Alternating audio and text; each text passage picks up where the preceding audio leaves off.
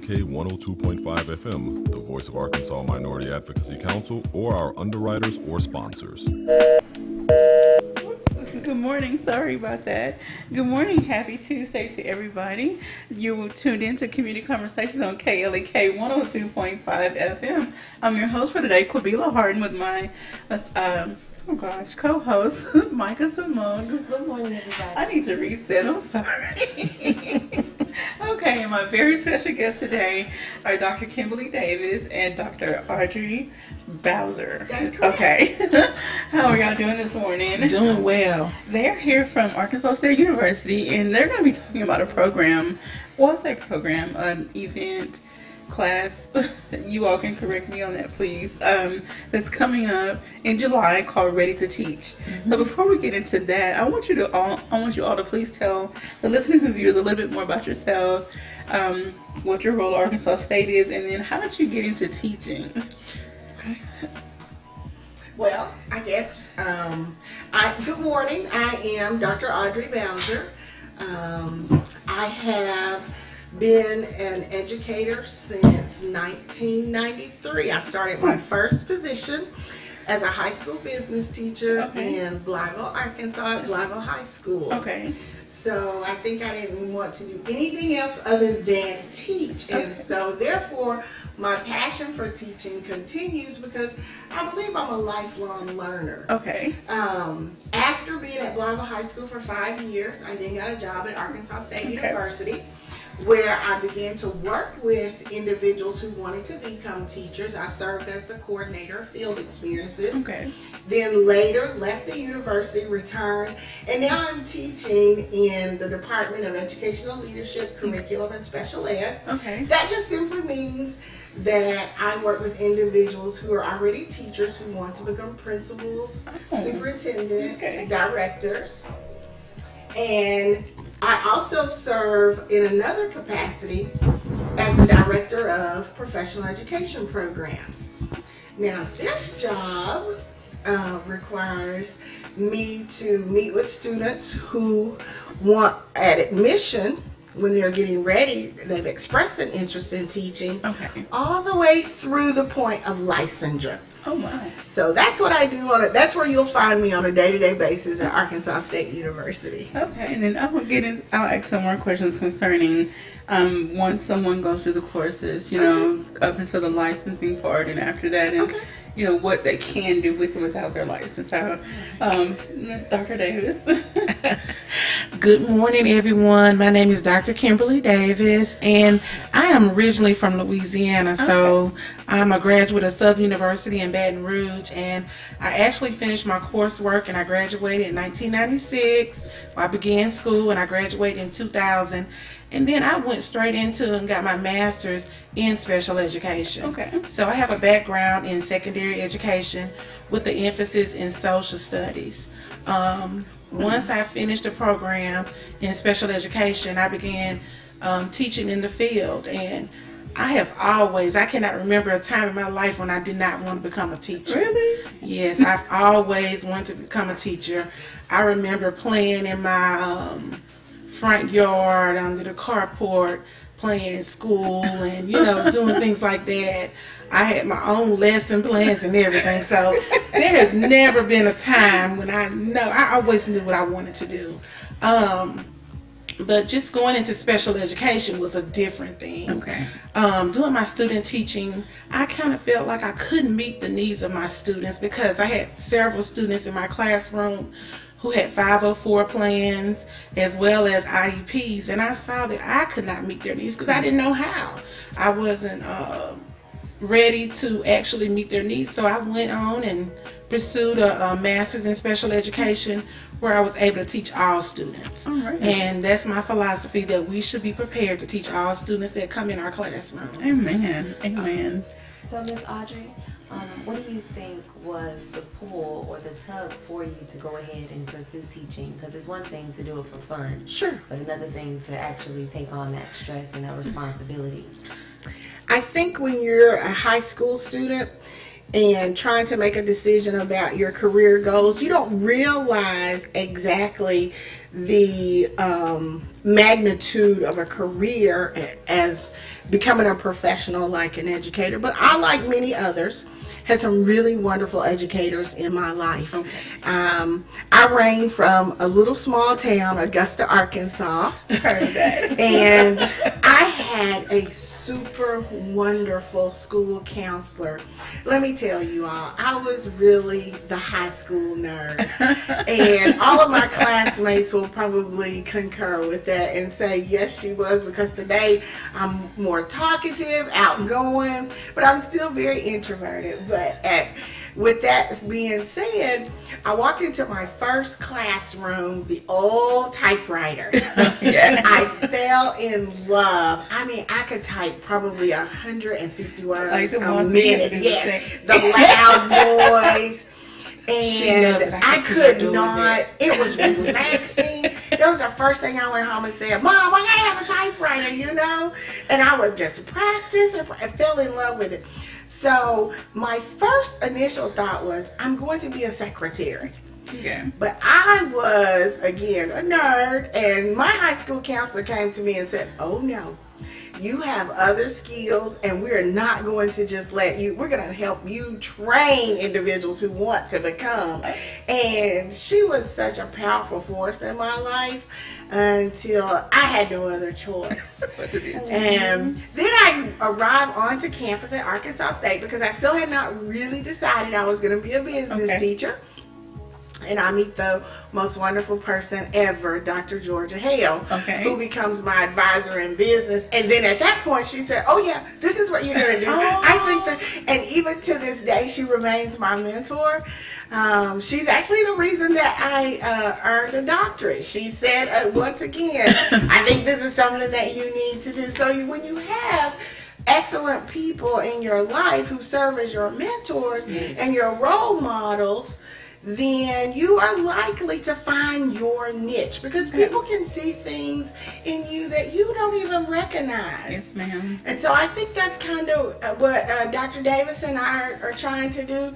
We have recognized, because of our passion for education, that there are a group of individuals out there that we know can become outstanding teachers. So we hope to be those type of mentors for those individuals. So I'm just here because of somebody else. Right. And just the energy you're giving off now, I'm sure that is appreciated in the classroom, because there's enough stress for the children going to school, their parents sending them to school, and then the teacher, some of them act like they don't really want to be there, but then teachers like you, I'm like, okay, I want to come to class every day. Right. I'm like Dr. Davis. I don't think I could be anything else except an educator. Yes. Though I didn't know that at first, but I went to school every day with new ideas. Let's do this. Let's try that. I'm not the type of person who can do the same. I want to be on the cutting edge of learning. Okay. And so business really gives you that opportunity now, especially with technology. That is awesome. So, Ms. Davis, what do you think was, I guess, the determining factor of making it open to high school students? Because I think you have to start off early, and I believe in growing your own.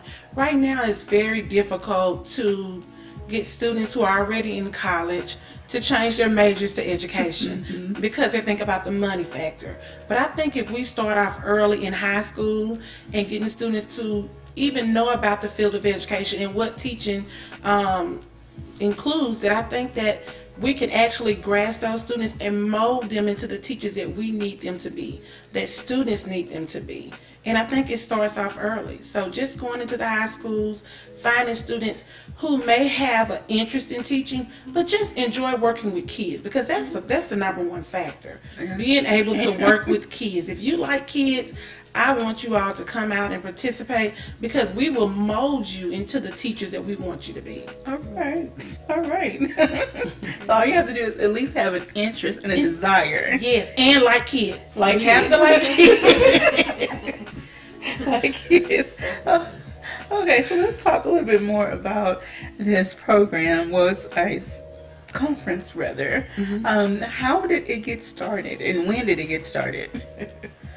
I have to give credit to Dr. Davis. It's her baby. This is her brainchild, because Dr. Davis and I differ in our age and our responsibilities at the university. So what I'm saying is she's a young, energetic, new professor with all of these wonderful ideas. And so she just kind of lets me come along. And I'm very happy to be there.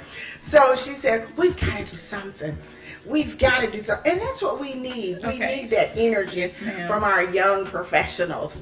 And so together we sit down and we have these conversations all the time about, number one, the diversity of the teaching field. It's really mind-blowing. Where are our teachers of color? Okay. We are just not seeing them. Then, where are our males? Yes. We want males in these classrooms. The teaching force is changing, but not along with the student population. Okay. And so both of us recognize this mismatch in the classrooms. So she was saying, let's think of ways in which we can encourage our young students to become educators. Hey, this is the best profession going. Okay. And see, we need to get people on board with it. Sometimes just kind of help them. And so there are some critical shortage areas that you notice on the flyer that we are really marketing to, and we call those the STEM areas. Yes. Science, technology, engineering, math. That's just to say that those are some areas that in P12 situations, we don't get very many students of color in those classrooms. So likely if we have teachers who are interested in teaching in those areas, it may spark interest among those students. Right. So we first sat down and we wrote a grant. Okay. Unfortunately, because we had a whole week-long plan to bring these students to campus, and we're going to give them all, the whole college experience. Okay. Well, we didn't get our grant funded this year, but we're going to continue. We're going to try. We're not going to stop, are we? No, absolutely. Dr. Davis said, "I got an idea. We can still do this." And I said, "Are you sure?" "I don't think so." So together we wrote a proposal. So guess what? We said one day we'll propose it to our other departments for support. And we've gotten support from a number of departments. That is wonderful. In order to do this. So we really are wanting to encourage individuals who are interested in, and I'm going to read those critical shortage areas for you. The state of Arkansas releases, based on the U.S. Department of Education areas, because they want to provide incentives. And this is one way that Arkansas State University can help support this initiative. Okay. It's the incentive of providing a summer institute, a one day, but it is packed with lots of information and exciting things. Yes. There are several critical academic shortage areas that the state recognizes we're in need of teachers in art, computer science, family and consumer science. That's the home economics that we used to call it. And you wouldn't think, but because teachers stay in those fields and then they retire and no one goes in to replace them. Yeah. Journalism, library, mathematics, music, physical science, that's physics and chemistry, social studies, Spanish, and of course special education. And I just want to kind of talk about special ed because, as we know, there's a drastic shortage of special ed teachers. Many of the teachers that are in those classrooms are not certified. So, and that's the first place that they put teachers who are not certified in a special ed classroom. And as we know, you have to be more than just good to teach special ed. You have to be exceptional. Yes, ma'am. Those children have special needs, and each child is different. Yes. And I just feel like it's a disservice to the children to put someone, and not to speak against anyone who loves to teach but not certified, I'm sorry, but those children deserve someone who is trained and skilled in the knowledge of how to deal with them. It takes more than just sitting at a desk issuing out some assignments. No, we are not babysitters. No. We Or are watching a profession, movies. right? No, that's We are not babysitters, and that's what tends to happen. I am not. I'm just like you. Yeah. Both of us are university professors, so we understand the whole need and draw to have individuals who are licensed, which means they have the credentials Right. to teach. They've been properly prepared to be highly qualified teachers. Because at the end of the day, it only matters if our students in the field are successful, meaning our P12 students.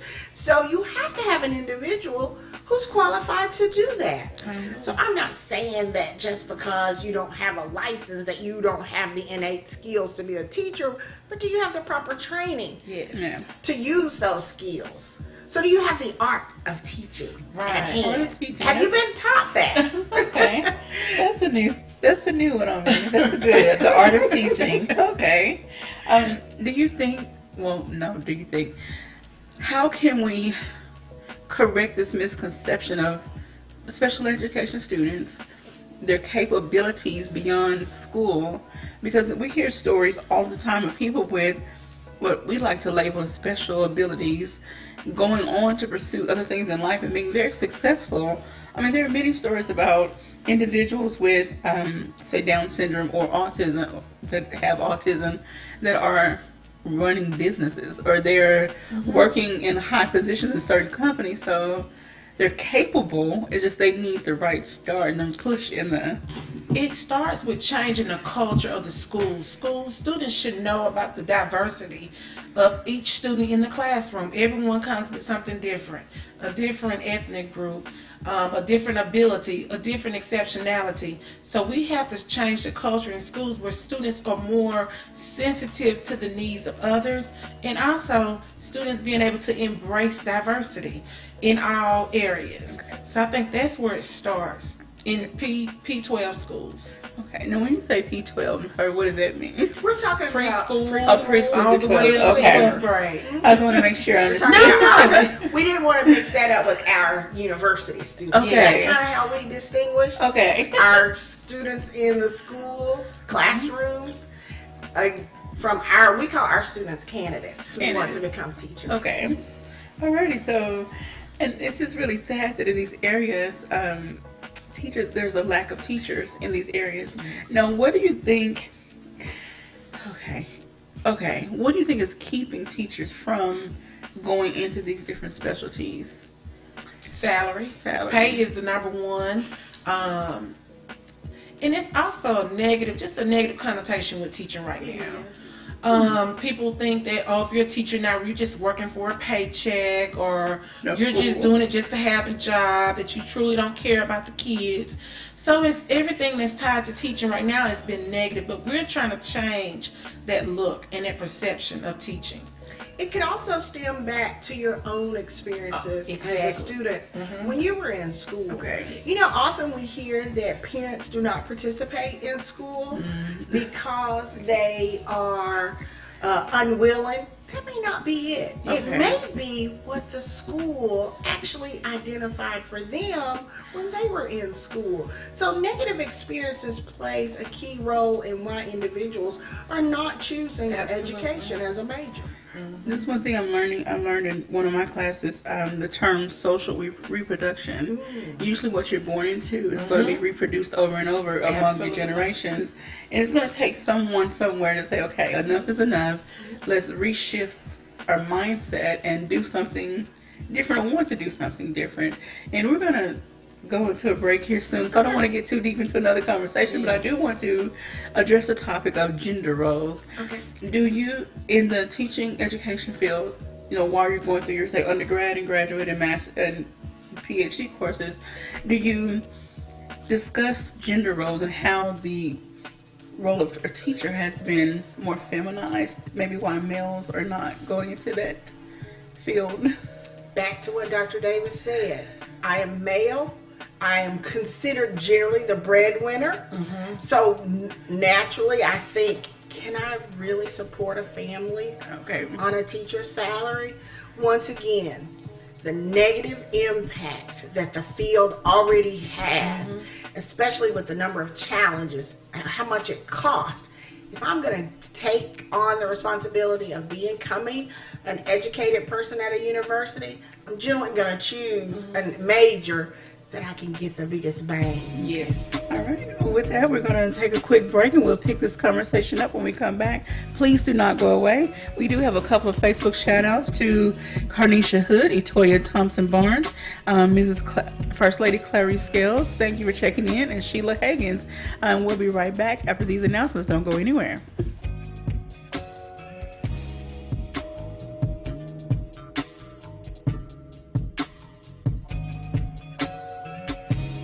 You're listening to Community Conversations on KLEK 102.5 FM.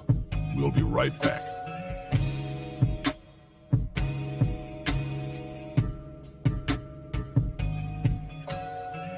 Women, do you know what your husband really wants?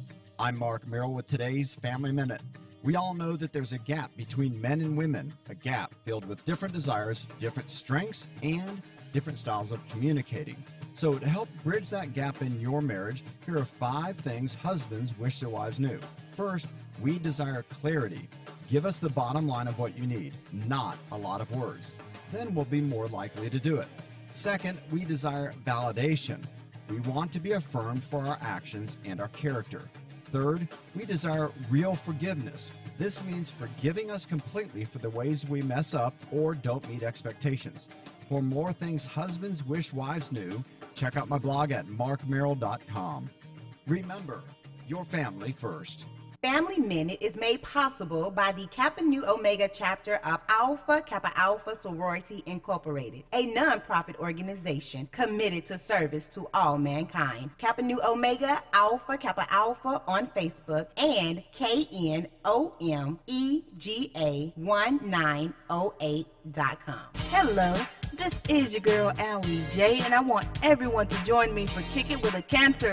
My birthday bash going down June 23rd at Legends Barbecue Smokehouse, 1025 West Johnson Avenue, across from Riceland Foods in Jonesboro. This party is going to be an all-ages affair from 7 to 10 o'clock p.m., and I'm letting all cancers in free until 8:30 p.m. with ID. Music by DJ Mr. Chew. To celebrate my birthday, I'm going to make it easy on your pockets, too. Just $5 to get in for adults, $3 if you're 13 and 17, and kids 12 and under get in free. I told you it's an all-ages family affair, and you know you want to be there, right? And just because it's my birthday, I'm giving away presents to some lucky guests. So come kick it with a cancer June 23rd at Legends Barbecue Smokehouse, 1025 West Johnson Avenue from 7 to 10 p.m. This is a KLEK fundraiser.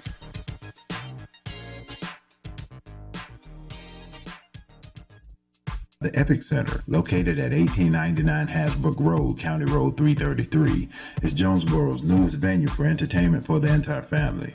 They offer an auditorium with theater-style seating for up to 1,100 guests, a large stage, professional lighting and sound, dressing rooms, concessions, and more. Available for weddings, concerts, pageants, birthday parties, showers, and more. Booking and other information is available at Epic Center Jonesboro on Facebook, epiccenterjonesboro.com, and at 870-530-5841. When a woman gives her all to a boyfriend, she is hopeful about the future. Marriage was in her future plans until she received some shocking news. Now with her dream shattered and life altered, she has to pick up the pieces and move forward. It was in this experience that she realized that love has no protection. KLEK 102.5 and Massey Production presents the inspirational gospel stage play, Love Has No Protection, a story that would inspire you, renew, and reaffirm your faith. Featuring performers from all over Arkansas, Texas, and Louisiana, 7 p.m. Saturday, June 24th at the Arkansas State University Student Union. Tickets are $10 in advance, $15 at the door, and can be purchased at KLEK, Cool Cuts, and online at www.klekfm.org or by calling 870-277-1080. Bring the entire family Saturday, June 24th to the Arkansas State University Student Union to see Love Has No Protection, the inspirational gospel stage play, 7 p.m. This event is a KLEK fundraiser. Just added a special 3 o'clock p.m. matinee show. That's right, now it's going to be 2 shows, 3 o'clock p.m. and 7 o'clock p.m. The hit gospel stage play, Love Has No Protection, coming to the ASU Student Union Centennial Hall, June 24th. Don't miss it. Check out Melvin Williams of the Williams Brothers every Sunday morning from 5 to 7 a.m. here on KLEK for the Melvin Williams Down Home Gospel Radio Show, playing the very best in quartet and inspirational gospel music that you'll love, as well as feature interviews with all of your favorite gospel artists. It's Melvin Williams Down Home Gospel Radio Show, Sundays from 5 to 7 a.m. on KLEK 102.5 FM. Fullness of Joy Ministries presents I Am Her, Healed, Empowered, Restored. Women's Conference Friday, June 23rd through Sunday, June 25th at the church, located at 2120 Thorn Street in Jonesboro. This event will be hosted by co-pastor Elder Susan Rogers. June 23rd will feature Lady Tina Smith at 7 p.m. June 24th at 10 a.m. is the Her Forum, addressing mental, physical, and spiritual health of women. June 25th will feature Apostle Berlinda Helms at 11 a.m., and June 25th will feature Pastor Alice Nolan at 7 p.m. More information is available via Lisa Brown or Lorinda Lockhart at 870-930-9569. And now back to Community Conversations on KLEK 102.5 FM. All right, welcome back to Community Conversations. We're speaking with Dr. Kimberley Davis and Dr. Audrey Bowser from Arkansas State University. We've been having a very lively conversation. I wish y'all could hear the off-air conversation, but sorry you had to be here. Okay, I want to give a few more Facebook shout-outs before we get back into our conversation. From Adrian Everett, good job, ladies. Sheila Hagan says, awesome, look at you. Hey, Sheila. And Tiffany Mosley says, awesome job, ladies. I'm so excited about the Ready to Teach camp.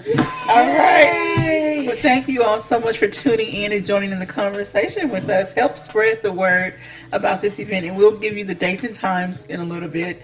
So let's get back more into, before we went to break, we were talking about the gender, of teaching and how society has kind of feminized it, so more males are kind of backing away. And then there's the whole salary issue where it doesn't look like they're going to make what they desire to make. So some people back away, males in general, because there's this mentality that the man has to be the head, the breadwinner, the this. And so teaching is a female job, and they don't make a lot of money, and it's not a glory. They don't see a lot of the glory and the fame, I guess you say, in teaching. But in all honesty, teachers should be more glorified because you are the child's first. You are who children interact with the most in their life. That's true. And so teachers really should get a higher salary. And of course, that's something that's going to be debated for years and years to come. And we hope to see some changes in some reform in my lifetime. Yes. But you wouldn't believe this. And I've done the numbers. It's been a while. The average teacher in Arkansas, beginning with a bachelor's, probably goes in at about $38,000. That may be the average salary. Yeah, a little lower. Maybe a little lower. Mm-hmm. And a teacher generally teaches about 171, 72. I'm not exactly sure. Days. More than 180. Interacting with students. Okay. I'm just going to kind of put this to context. Okay. And generally you have a 7-hour-a-day teaching load. Mm-hmm. That does not even include the grading, the amount of prep. So I'm not saying that that's not there. I'm just saying clock hours. Okay. A teacher generally earns about $23, $24 an hour. Yeah. Because you remember a teacher's time or salary is spread across the summers. Yes. So we have to say to those individuals who do not use the concept of intrinsic motivation for teaching to say, you've got to be resourceful. Okay. During that time when you are not teaching, you have to be able to and willing, if it's money that you want to earn, because you are doing such a wonderful, teaching is an awesome responsibility. So therefore we need those males to identify with our young males in these schools. So for those who are worried about being able to support your family, because we've all got to eat, that's important. We have to say, use those resources in the summertime. You may have to find, an additional job. And a lot of times there are jobs that are supported by academic camps that are enrichment programs that individuals can be involved in. And then you also want to further your education so you can move along the salary scale. So, but I don't know very many jobs out there where I can be guaranteed about $23, $24 an hour. And that's really wonderful. And when you just put it right down to the basics. So we got to put it in context about the earnings. But I'm still not saying that does not take away from the need for us to earn more money as educators, because that is important to be paid. No person becomes a doctor, president of the United States, without going through a teacher's classroom. So we educate them all, right? All right. Pay us for doing that. For that alone. But I just want to add to this teacher salary that if you do anything that's extra, like if you sponsor a club or anything like that, you are paid extra money for that. Okay. So that also is added on to teacher salary. And one thing I would like for individuals that are going into the education field, think of what you can do, not what the position can do for you. Think outside of yourself. What can you contribute to your students? What can you contribute to the school? What can you contribute to the community as a whole? Because I would love to see more community engagement between the schools, the parents, children, and just community members. I think we need to really get back to that. It takes a village mentality. It does. I'm sorry. Just to piggyback off that, it does take a village, but it does take that mentality to think so. But sometimes people feel as if, well, I'm not a part of that village. Everyone's a part of that village. Everyone. Yes. Because these children that are leaving your school are going to work in somebody's job. So you're going to interact with them at some point in their life, your life. Even the parents. You can't lean completely on the teachers to teach them life skills. They go there for the education, not necessarily the discipline that they need before they get to the classroom. Absolutely. That is correct. And we have so many resources here in Jonesboro. We have a lady from the library that comes and talks about their programs, and we're always encouraging individuals, take your kids to the library, let them read over the summer. Programs. And there's so many. Get them away from the video game, the physical video games, unless it's something educational. Introduce them to a little bit of both fun and education, but sometimes get away from the electronics. Get back to the pen and paper old school. It's much needed, and I think my son would disagree with that. But reading is fundamental, and I kind of just want to talk about that for a few minutes. Okay. Not going to take away a lot of time, but so many of our students are struggling in that area, so we have to come up with something. That goes back to taking a village to raise a child. It takes a village, and we need everyone to participate in that to help get our kids where we need them to be in terms of reading. So many students are not reading on level or struggling with reading, and we have to be able to identify those areas so that we can address them appropriately. Yes, ma'am. I mean, some students think, well, once I get out of school, I'm not going to college, but you still have to know how to read business forms, applications. You go to a job, they're going to give you a manual. You have to be able to read that. I mean, you can't just get by on life reading simple things.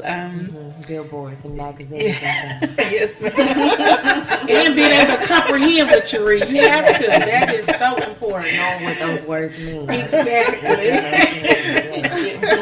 Most definitely. And we were talking off the air about, there are some incentives. You go into the teaching field or you decide to work in certain areas, there are some different incentives that people are not taking advantage of. So give us some insight on that. Well, I'm going to introduce you to, I think, two things that I am aware of in the state of Arkansas. Okay. Currently, there is a program called STEP. Okay.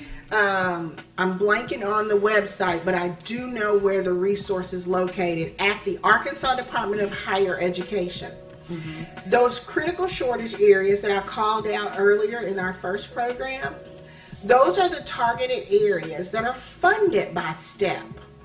A teacher, once they finish their program and they have student loans, which most of us will. Yes. When they have student loans, they can earn up to $3,000 a year for 3 years in payback on those loans if they're in those critical shortage areas or geographical needs area. And by geographical needs, we're talking about areas with high poverty, high racial diversity in the state of Arkansas. The Delta move. The Delta. That's correct. Okay. And it's funded by the Arkansas Department of Higher Education. Yes. Not ADE, but ADHE. Okay. The next program I want to talk about is for students who are in college. It has been brought back. It's called the Arkansas Geographical Critical Needs Minority Scholarship. Mm-hmm. For an individual who wants to major in education, a teacher who is from a geographical area or is also in majoring in one of the critical needs areas, they can earn, if they are a junior or senior, $1,500 in scholarship money, as long as they're in a teacher prep program. They have to maintain some criteria, and it's generally a particular grade point average, which is probably about a 2.7. Okay. They probably have to take and pass their basic skills praxis exam. That another challenge in the field for most teachers is getting past those praxis assessments. That's another whole conversation. Yes. And they have to be enrolled in a teacher ed program. Okay. And so this is really, really wonderful. $1,500, if I had had that opportunity when I was a student, that could have made the difference of me working or not. Yes, ma'am. And I think, especially all the opportunities that we have in our teacher ed programs and the responsibilities that students, our candidates, take on, having a second job, having a part-time position while you're enrolled in college can be really challenging. Yes, ma'am. Because you really need all of your time to focus on your studies. Yes. So we want them in the field. We want them working with those P-12 students that they're going to be educating. So yes, it can be really challenging. So $1,500 can make a really big difference in that tuition support. And were you able to find No, I was not able to find it, but I also want to let them know that our college, the College of Education and Behavioral Sciences, has several scholarships for students wanting to go into education. Oh, wow. Yes. Okay, so we'll make sure to get that information and try to keep the community updated on what is available. So I would definitely get your information before you leave, and then anything you come across, please share with us. Absolutely. We want to make sure that everyone is informed. That's the whole purpose. Absolutely. Purpose of the show. Just to stay on topic but veer away from it just a bit. Mm-hmm. Does the scholarships and the minority funds and things of that nature, does that come into play when, say for instance, a school and their teachers are striking? Does that have anything to do with that portion of it? Now, we are not a union state. So it doesn't. So I don't think those things are relevant in the state of Arkansas. Not in Arkansas. Okay. But do you have some entity in place that protects you as teachers if an issue arises?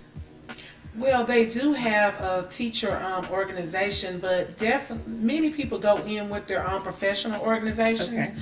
For example, special education has the Council for Exceptional Children. And with that, we have that support with liability insurance that protects us in the classroom and any other entity in education. Okay.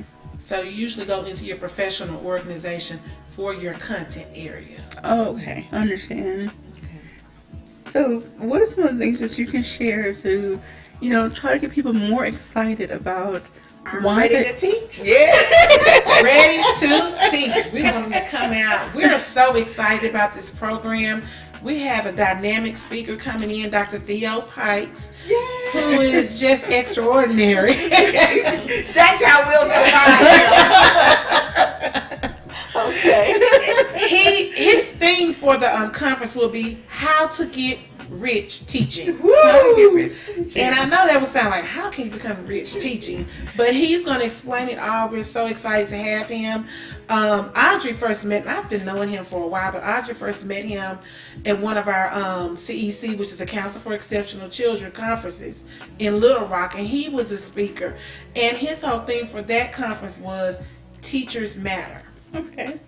And he talked about the importance of teachers and our role in the community more than just in the school. Mm-hmm. So just because you're a teacher, you're not just important in the school, but you're important in the community as well. You impact other students and you impact parents, and you can empower those people to be, what they need to be in life. Yes, ma'am. So, that's what we call professional capital. Can you imagine? So I can see where he's going. Yes. Can you imagine walking around, empowering, being able to make connections with an entire community, and at the same time, you're helping others learn. That's professional capital. Absolutely. It works in a way in which what you do is multifaceted in support, in the fact that you can touch the lives of individuals in all walks of life and at all age groups. Yes. See, I just love that terminology because it speaks to being able to exactly what you say. Move beyond the classroom, but it takes a really special educator in order to know how to do that. You have to know yourself first and have an understanding of self that moves you beyond just being able to teach math. Yeah, absolutely. You have to be able to make those connections to those individuals in your classroom that come to you with all of these problems that are systemic mostly, and who have all of these different needs that are much different than yours. You got to set that aside and let that professional capital work, because you're there to do a job, but you got to be able to reach those kids. It's back to, you got to like students. Students. I tell my students when I taught Introduction to Education, that's that first class when you say, I want to be a teacher. I tell them on that day, if you don't like students, you're in the wrong place, because they're going to tell you that you don't like me, and they're going to find a way for the rest of the semester or year to show you why you shouldn't be here, and that's not what we want. No, ma'am, not at all. Oh my goodness! So we could probably talk about this all exactly, because I wanted to add. Love this. We think about where our students are coming from. Many of them don't have that food and shelter and that nurturing environment. They're coming to the schools for that. So we have to make sure that we're ready to provide all of those resources for them, and have to understand sometimes math is not on the forefront from them because they're worried about food and shelter and just protecting themselves. So we have to make sure everything that we teach, we relate it to what they're already doing to make them understand and have an appreciation for it. Okay. I have two questions to follow up with that. One is, when someone is considering teaching, do they need to take a self-assessment to decide what geographical area they want to teach in? Because it's okay if you grew up in a certain, say demographic, geographic location. I feel that if you cannot adapt to yourself to another, how can I say this without, let's just say Chicago. I'm just going to use Chicago. I lived in Chicago a year, but I lived in the suburbs. And so that was a whole different atmosphere than Jonesboro, Arkansas. Yeah, so I would not be upset if someone decided I want to stay in the suburbs and teach. If that's who you are, fine. But if there's someone that feels they can make an impact in a inner city or lower income area, fine, do that. But would you advise students to be mindful of where you want to teach before you just jump out and say, I want to be a teacher? You just described what we talk about most, Yes. culturally responsive teaching. Okay. And it is not about teaching you, it's not about you being in a comfort zone. No. It's about you understanding who your learners are. Yes. And so you have to meet these students where they are. Am I okay with saying that an individual, just because you grew up in the suburbs, you should only teach in the suburbs? No. No way. Absolutely, because that's not going to happen. That's not going to happen. That's not reality. And what we teach our students is, and I know my philosophy is, if you don't know me, how can you teach me? You have to know your students inside and out before you can provide quality instruction to them. Okay. Thank you. That's what I was trying to get at. I was like, you all just helped put it together more eloquently. Who wouldn't want to be in a perfect utopian society? It doesn't exist. It does not happen. And I would be bored. Yes. Diversity is so valuable. Yes. Because it's interesting. Yes. It gives you different and unique ways of doing things. Something is going to be different every day. Right. And difference is not a bad word. Okay. Right. And so, for me, what I would say is, when I grew up in a small town, when you were saying Chicago, hey, you're way off, you're better off than me. I came from this little small town of about 2,000 individuals. I knew nothing else, and I ended up in Blytheville, Arkansas, a large school district, very diverse.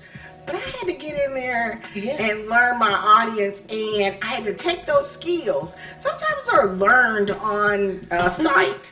Yes. In order to be beneficial to my students. Yes. And that's what it's about. Remember, we have a teaching force that's 84% of majority race. Okay. Our teaching force, so that leaves 16% for teachers of color to impact. So we're talking about everybody being educated or learning these practices that are culturally responsive. Well, okay. It's a must. I mean, it has to be that way. Okay, so that kind of takes me to my other question. We're going to take a break. Oh my goodness. Okay. Okay. We need 3 hours. But you all can think about this over the break. The other questions are going to be geared towards changing the setup of the lessons and how school is taught. Yeah. So we'll get to that when we come back. You're tuning into Community Conversations on KLEK 102.5 FM. Please do not go away. We'll be right back.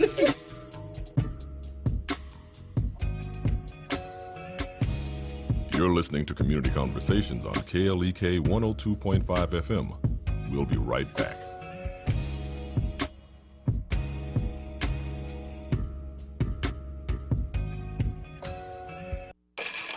We're back with Money Matters. I'm Alfred Edmond Jr. There is a lot of evidence to show that home ownership is a major factor in the capacity to build lasting, multi-generational wealth. However, there will be times in your life when renting just makes more sense. Here are some smart financial moves to make when renting.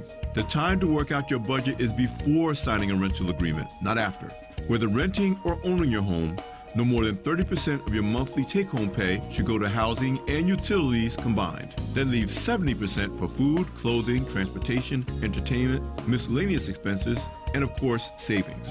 Before moving in, inquire approximately how much the utilities cost per month and add them to your rent in order to gain a realistic financial picture. Unless your utilities are included in the rent, make sure your name is on the utilities bills, as this will help you establish credit. I'm Alfred Edmond Jr. for Money Matters, a product of American Urban Radio Networks. Money Matters is made possible by the Jonesboro Alumni Chapter of Delta Sigma Theta Sorority Incorporated, a nonprofit organization dedicated to uncompromising commitment to communities, service, leadership, empowerment. www.jonesboroalumnidst.org. Money Matters is brought to you by Bancorp South, offering checking, savings, loans, credit cards, and wealth management. 5 locations in Jonesboro to serve you. www.bancorpsouth.com or 870-972-9800. Danny Ford, owner of Glen Saint Motors in Paragould, strongly believes in the values of family and hard work with a commitment to the men and women of the U.S. Armed Forces who keep America free, providing sales and servicing of Chevys, GMCs, Buicks, and Cadillacs, located at 6345 Highway 49 in Paragould. 870-565-4358. Details at glensaintparagould.com and at KLEKFM.org. God bless our troops. Arkansas Early Learning offers child care activities and educational programs to children ages 0 to 5 that gives them a head start in life. Arkansas Early Learning is in the community at no cost. Applications at arearlylearning.org. That's arearlylearning.org or on Facebook at Arkansas Early Learning. Arkansas Early Learning is a nonprofit organization. KLEK 102.5 FM wants to be active in the community. If you or your organization is hosting a community service event, we would like to know about it and be a part of it. KLEK will promote your event on air, online, and on social media. KLEK personalities may also attend the event and provide music and or entertainment. Certain restrictions and availability may apply. If you or your organization would like to partner with KLEK to make the Jonesboro community a better place, call 870-277-1080 or email us at klek@klekfm.org. In order for a community announcement or church announcement to be aired on KLEK 102.5 FM, we ask that the announcement be sent at minimum 1 week in advance. Thank you for supporting KLEK 102.5 FM. And now back to Community Conversations on KLEK 102.5 FM. All right, welcome back to Community Conversations, where we are on our last segment. We have had such a wonderful conversation on air and off air. I hope that everyone is listening and taking notes and becoming inspired. Even if you may not want to become a teacher, you know someone who does, or someone who's already in the teaching field who needs to go after that continued education and get those higher degrees and go farther in whatever they are doing. Okay, so let's talk about this event. We didn't get into the date and time and all of that good stuff yet. We talked about the speaker a little bit, but let's get into the date, time, and location. The Ready to Teach Summer Institute is going to be housed on the campus of Arkansas State University. Okay.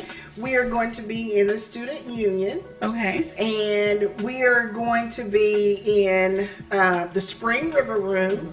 We're going to start that morning at 8:30. Okay. We'll have a little snack ready for you, so we'll get you all energized and fueled for the day. We hope to have on that day administrators, practicing teachers, students who are in our teacher ed program at Arkansas State University. And I have the unique ability to work with programs across the state called teacher cadet programs that are in high schools. So we have some representatives coming from our teacher cadet programs, from the Jonesboro program. That's Jonesboro wonderful. High School has an active teacher cadet program. We will have the students will all have an opportunity to participate in collaborative groups during the day, network, meet one another, ask questions, do some team building. And we hope from that we will be able to do an innovative technology project that day. So we have actually Miss Mosley on campus. Tiffany will be leading them through a session. And of course, our speaker will have a full lunch, so we'll feed you really well. We hope that you'll be able to meet with our recruitment officer in the College of Education and Behavioral Science. After the students' presentations, we give out awards. We have a surprise guest coming for the students, and we'll end with a campus tour. So our day will start at 8:30, and we should be finished by 3:30. But when they leave, they're going to have knowledge, abundance, and be empowered to teach. That's the whole goal. Parking will be covered, as well as meals, and it's something else. We have little gifts, T-shirts. Oh, wow. Ready to teach. We want this spread across the state of Arkansas. When you walk into your high school with your Ready to T-shirt, we want you to display it proudly. I'm going to be a future educator. Alrighty. And And this would be the perfect opportunity for individuals, high school, or even say freshman, sophomore, college students to interact with ones that are already in the field and working. They can gain so much insight. Who better to talk to than someone who's already doing it? Right. And we don't want to turn anyone away. No. We have room for about 50, so we still have some slots open. Okay. You can register on Eventbrite. Yes. We need to call out the Eventbrite link, don't we? Or put that in the link. Can we have you all share the link on the page? Yes, we can. And just to let everybody know, this is free, but you have to register in order so they can get a head count of how many is going to be there. And registration closes on July 7th. All right, so you have like 2 weeks, 3 weeks. About 3 weeks. 3 more weeks to get registered for this. And again, for more information, you can contact Dr. Audrey Bowser at 870-972-2099. This flyer or this poster, this information will be posted on the KLEK Instagram and Facebook page as well. Thank you. We'll try to keep everyone updated with whatever's going on in the community, especially something that's going to be beneficial to them. Absolutely. All right, so we're going to give you this rest of this time to maybe go over some other information. We have like 2.5 minutes, so restate anything that you feel that, I just want to say, if you have an interest in teaching, if you like children, or if you're unsure about what you want to do for your future career, come out. Join us. I think that we will change your life and that we will help you choose your major and, most importantly, empower you to teach. All right, Dr. Davis and Dr. Bowser. Now, I think I want us all to understand that for the Summer Institute, we are targeting STEM areas. Okay. And especially our males, because we want them to express an interest in teaching, and we want to be able to we want to arm them with enough knowledge so that they can't walk away from this wonderful opportunity to change a child's life. Is that we also want you to know that we welcome anyone who is an entering freshman at Arkansas State University who said, I'm kind of vacillating about if I want to not. We want to make this your opportunity to make up your mind. Or if you are enrolled in college and you just haven't decided yet. Okay. Maybe there's something we can say to you at the Ready to Teach Summit that's life-changing. Okay. Yes. And will help you refocus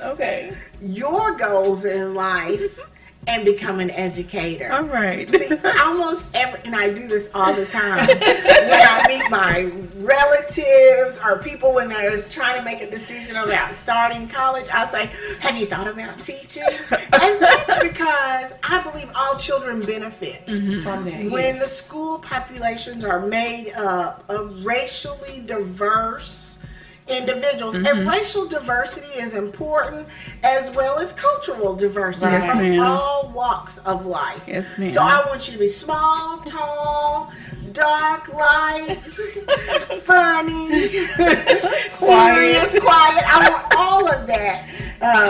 I want all of those efforts to go in because I strongly believe that our children deserve to be taught by individuals that they Thank you for listening to Community Conversations on KLEK 102.5 FM.